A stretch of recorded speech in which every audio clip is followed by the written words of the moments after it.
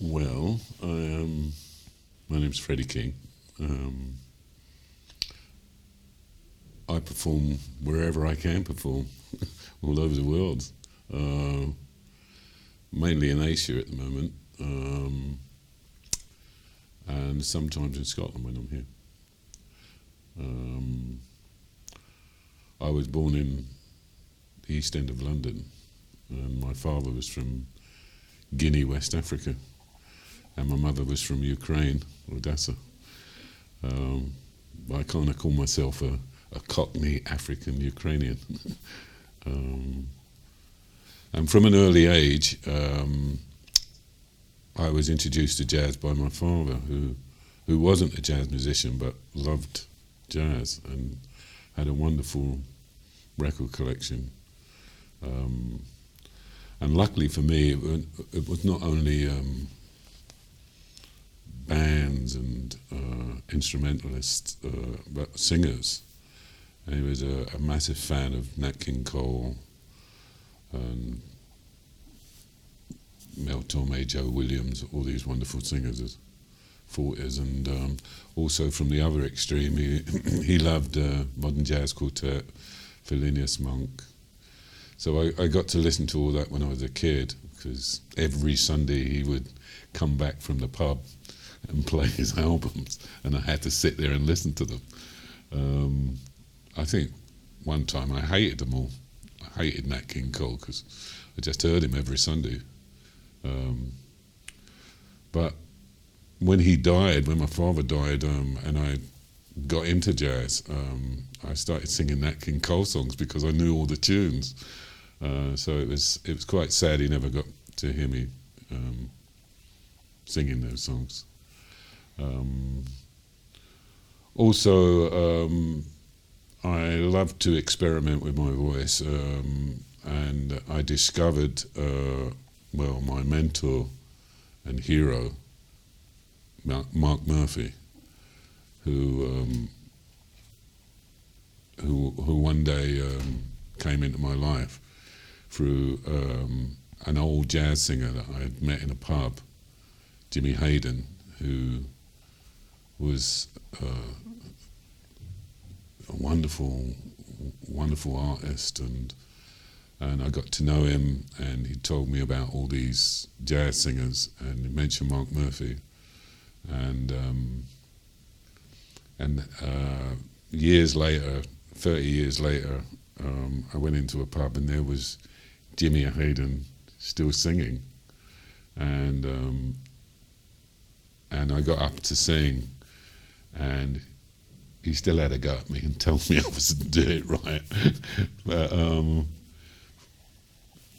But that was my introduction to jazz, and also I was very lucky when I was about 16, just down the road from my mother's house was a pub called the Queen's Head. They used to call it I hate to say the word, shit and shovel, because the police horses used to come by and they used to do their business, and the boss used to shovel it away. So that got the reputation. But it was the best jazz pub in London. And in those days, some of the greatest jazz musicians in Britain played there. Tubby Hayes, Joe Harriott, Phil Seaman, endless. One of the great singers, Norma Winston. So I was about 16, I used to creep in there at the back. And Jimmy Hayden, the chap I was talking about, he was the compere. And so he allowed me to come and sit there at the back and listen to all these people. And I got to speak to them, and one particular musician was a drummer called Dave Pearson, who played with Dickie Valentine at the time, and he heard me sing.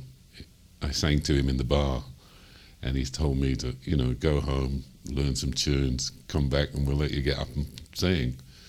So the first song I done was the Beatles' Can't Buy Me Love, which I kind of put a swing type version to it. And Dave really, he was so excited about that I'd gone and done what he'd told him to do. And he was just, every time I went there, he was very, very, supportive. And then I got a shock one day when I opened the newspaper and he'd been killed in a car crash in Wales with Dickie Valentine, the whole band. And I think that really affected me because he was one of the biggest influences when I was a boy. But it took me on that road to wanting to be a jazz singer.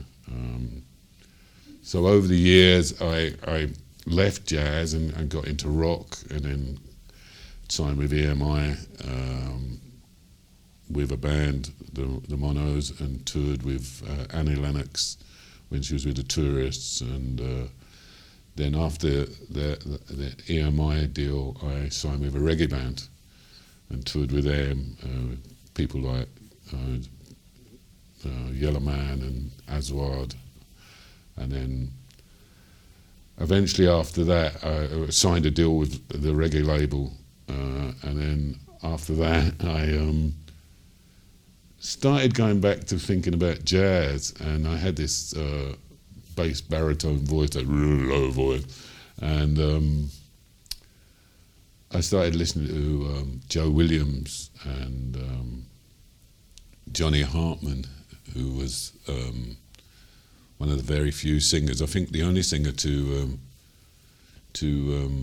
record with John Coltrane. And I had a very similar voice, and so I learnt the whole of the album of Lush Life with Coltrane and Johnny Hartman. And suddenly I was meeting really good musicians. And then after, a long period of just gigging, I decided to go to New York.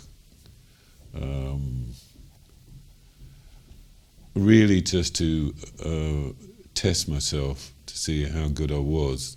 And that if I didn't feel that I could hold it, I would just give it up. So I went to New York, had lessons with Mark Soskins, Sonny Rollins, his pianist, had a few lessons there. And then I went and sat in at some places, and I walked into a bar in Broadway called Smith's. It looked more like a cafe, but I walked in and went into the back, and there were these four amazing musicians. I didn't know who they were, but something made me want to get up, but I didn't know them. So I, when they had their break, the bass player, black bass player, walked past me, and I said, "Oh, hi, Mark told me to come down and said I might get a sit." And, well, little did I know that this was Bob Cranshaw, Sonny Rollins' bass player, who plays with Mark. And he told me, "Oh, I'm not leading the band, it's this guy over here, Frank Porosky." Well, I didn't know that Frank Porosky had been with Liza Minnelli for about 30 years, and he was a big band leader and played with Woody Herman, Billy Eckstein, Sarah Vaughan. He'd played with everybody. And on piano was John Coglione, who was Mel Torme's pianist. And so they let me up and kept me up for a couple of tunes. After that, I hung around, and by chance, I was outside. It was quite late, and Frank came out and asked me where I was staying, and I said I was staying at 102 Street, and he said, "Oh, I live up that way, I'll give you a lift." On the way up, he said how much he loved my singing, and he would love to come to Scotland to play with me. And so the Jazz Festival, the Edinburgh Jazz Festival, gave me a big concert at the Hub. I wrote this concert and invited Frank over, and Frank done all the arrangements for the horn sections, and then it was fantastic for me, and I had all these wonderful Scottish musicians. The wonderful Jimmy Wood, who's no longer here, another great Scottish jazz saxophonist who influenced me so much, and I learned so much from him. Ronnie Dunn, who's no longer here, the double bass player, Scottish. They all helped me so much. Bobby Wishart, saxophone player, and of course Lachlan McCall, who I've worked with for about 40 years, over a period of 40 years, and it's guitar and voice, and we're kind of like twins, really. But you know, I owe Lachlan so much. He's helped me with my singing and my career, and also I decided to go to Asia because my partner, she's Malay, and I've been playing out in South Korea and Seoul. And my musical director out there is Paul Kirby, who originally from Edinburgh but is now based in South Korea. So I go out there and tour there. I also do some master workshops, voice workshops at the university there and in Malaysia. That's an amazing overview, so thank you for that. Can I come back, and there's a few areas that I'd like to get a bit more detail in. How did you move from listening with your father on a Sunday night to actually singing? Did you have professional music? Did you have lessons? Did you practice in your bedroom? Did you, or did you just have a natural talent? Or how did you hone your craft? Well, my mother thought I was mentally ill, actually, because part of his collection was, some really weird stuff he had. And I used to go up to my room and mimic a lot of this stuff. And there was another side to my singing which was pretty off the wall. So I was never thinking about success as a singer making loads of money. I was thinking of doing my own thing all the time, and people didn't like it. Well, that's up to them, you know. But I finally found a place where this woman, Maggie Nichols, used to take a workshop. Maggie was pretty off the wall, and everybody who was up there was pretty off the wall. And I found out I fitted in quite well, and nobody really ever sang any lyrics. It was all kind of just making funny noises and doing scatting, and I was the youngest, really. And it was very challenging for me. And at the end of the night, everybody had to get up and do something. And I would go home and practice with my old tape recorder and running it backwards and making all these funny sounds. And then I'd go along and I'd do that. And even the weirdest ones would say, you know, you're weirder than us, you know. And I was about 16, 17. So I got into that side of it, and then my aunt, my mum's sister, who's quite posh, nobody else was posh in our family except her, and she'd come from Ukraine, always said to me, "Oh, Freddie, you know, you must learn to speak English properly," you know, and I would say, "Well, that's the way I am," you know, and so there was. She was correct, really, because when the first time I ever went into the studio, I had to repeat some of the words because it was so Cockney. And so I did work on my elocution lessons, you know, quite a lot as a singer. But when I'm talking, I sometimes go back into my Cockney mold. But when I'm with middle class, upper class people, I kind of talk like this, you know. But it all helped along the way with my singing. And if there's any young people out there who want to be singers, jazz singers especially, you know, you do have to work really, really hard on your diction and understand the lyrics that you're singing. And at which point in this did you move from London to Scotland? You mentioned Maggie Nichols. Was that in Scotland or? No, that was in London, and she probably would never remember me, you know, because I was a young boy. Again, I was illegal for me to go into a pub, so I would just sort of sit at the back and be very, you know, unaware that I was there. I came up to Scotland with my first wife, who died a couple of years ago, Maggie Lindsay, who was stage manager, and she'd worked in London at the King's Head Theatre Pub, which is the first theatre pub in London. And at the time I was playing guitar on my own, singing in the bar. I'd just come back from the French Army. I was in the French Army. And and at the time she was working with Ben Kingsley in the back in an Athol Fugard play, Hello and Goodbye. She came up to me while I was playing one night on a Thursday night on my own, and of course nobody ever came. There was only about 5 hardcore fans, and said to me, "Do you ever sing any lyrics?" You know, and I think I said something really rude. She walked away, but then I kind of thought, "Oh, she's nice," you know, and so I learnt a song, "While My Guitar Gently Weeps," and the following week played it for her, and then. I think from then on, I became more aware of having to connect with a bigger audience rather than some, you know, freak guys, and you know.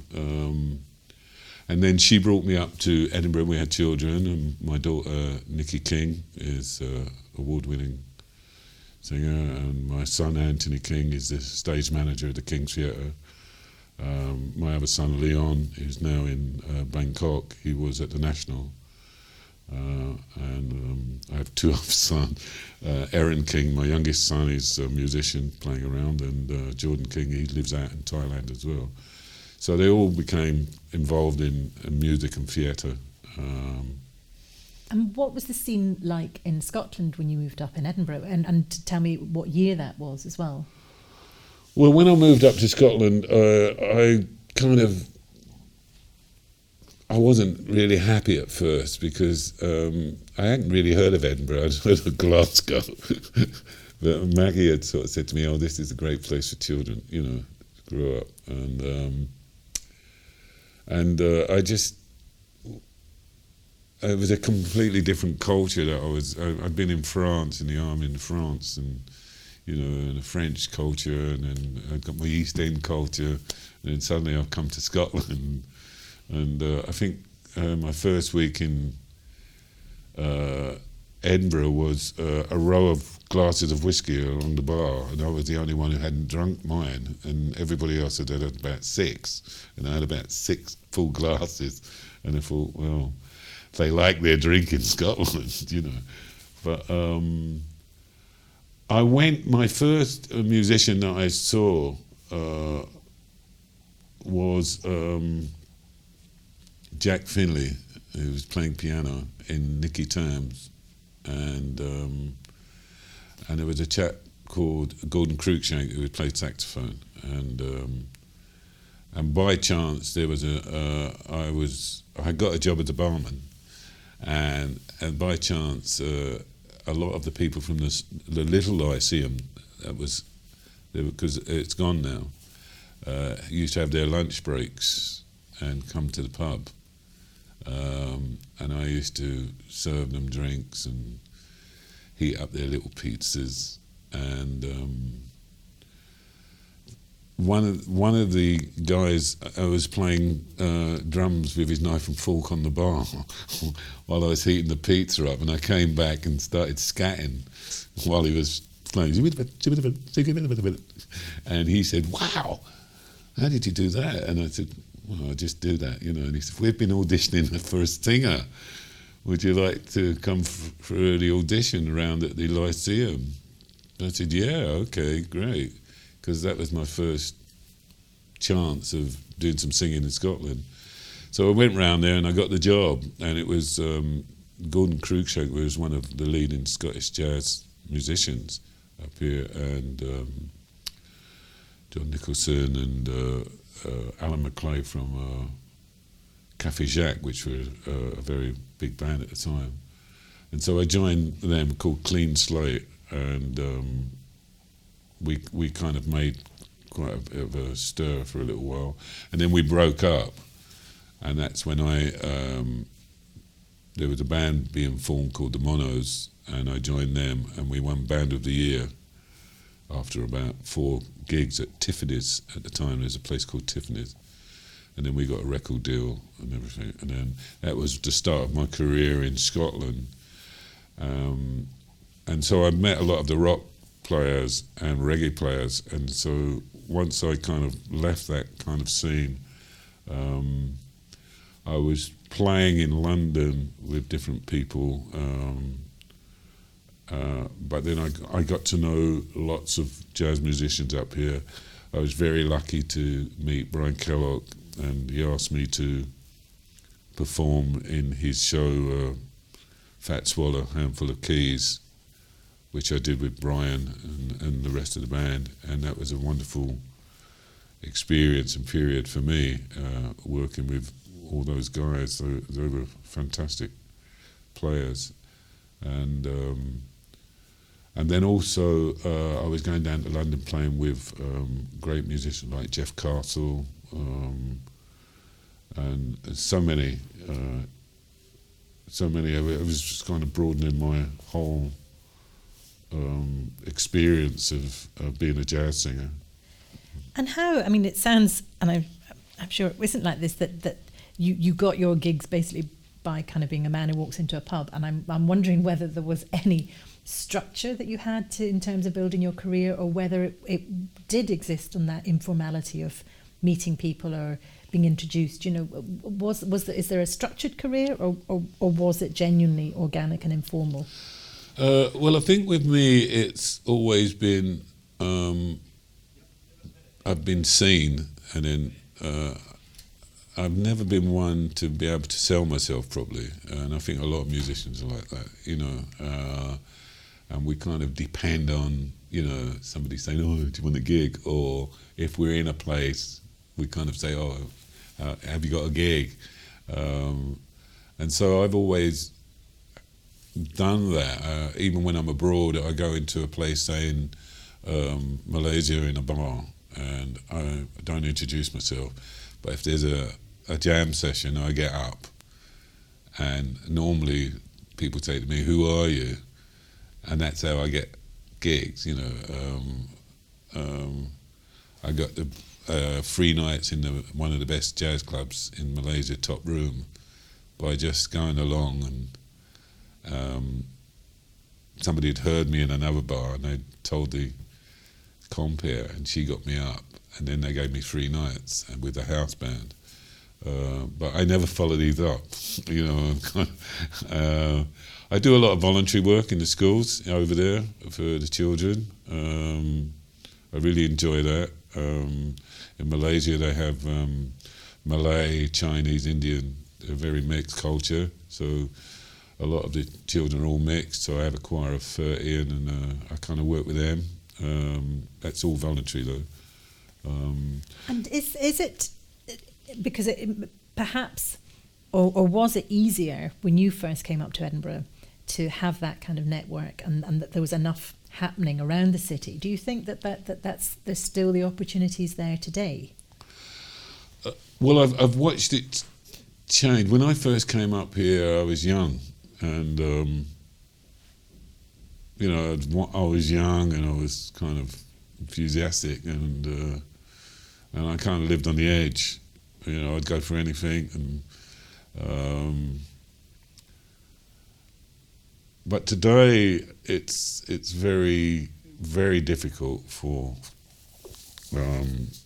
I think for a lot of musicians to survive.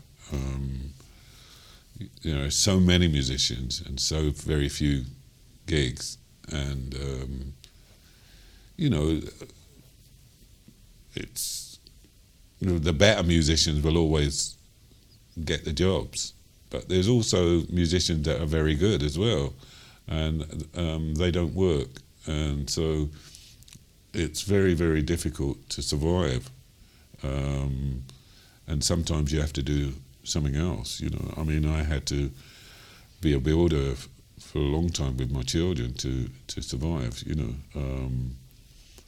And I often say to myself, oh, if I'd have concentrated 100% on my music, I'd have been a star now, you know.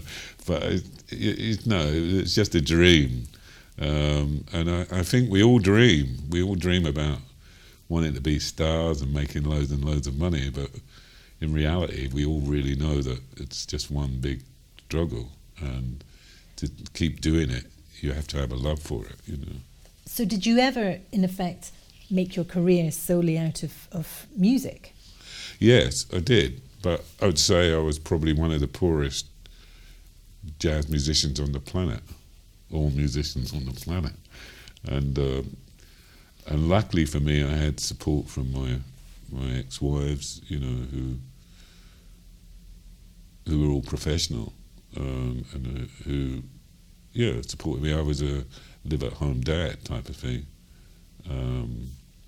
So I was lucky in that aspect. But now at my age, I just feel my voice is still there. I still want to get out there. I still want to perform. I feel I've still got a lot to give, and music in general keeps you happy and keeps you healthy, and I'll just keep going until that day when I hit a flat note, and then I'll have to sit down and look in the mirror and say it's time to stop, you know. Finally, and I wish that was the last question because that is just such a beautiful end. But is a little bit about the audience in Scotland. You know, who they were, what your relationship, what. And I suppose where you engaged with them, whether it was just pubs or whether it was venues, you know, so a little bit about the audience at that time. Well, I'm very lucky in the sense that I've been here a long time, and a lot of the audience I know is the audience that I got to know when I came here, and they've always been very supportive, and I've never ever said thank you now, but and they still come along to my gigs, even though at one time it was only £1.50 to get in. Now it's 10, you know. But they're always there, and I'm very lucky in that sense. That makes me feel that it's all been worthwhile, because the worst thing in the world is to be at my age and go and do a gig and there's no one there. So the audience to me are very, very important, and when I'm not playing and I meet them somewhere, we're like friends, and you know, without them I couldn't do my music, you know. And I've come a long way from the moment when I was a kid and I wanted to do my own thing, and I couldn't care less what people thought about me, you know. So I've done that journey now, and I wouldn't advise any young kids to. Yes, I would. Yes, I would. You have to do your own thing. In jazz, you have to do your own thing. And you're not going to get rich. You're not going to, you know, as long as you get by and you're happy within yourself, that's the main thing. And if your audience, you've effectively brought them with you and they followed you, is there still that audience for young emerging talent coming up in Scotland, do you think? Is there still, will they get benefit from that? I think they're very supportive. The older audience are very supportive. They know what they're listening to, and they're very supportive of these, you know. But is there a younger audience as well? Yes, there is, and I'm very much a supporter of young musicians. I'll be the first one to go and say how wonderful they are, and well, even older musicians as well, but I think young musicians need to be told that they're good, even if there's only 3 people in the audience. You know, they really do need to be given that kind of up, you know.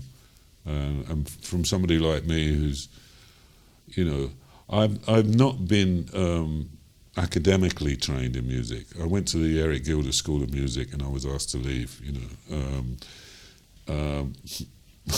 Well, that's another story. But and I taught myself. I don't read music very well. I don't write music. And I used to be quite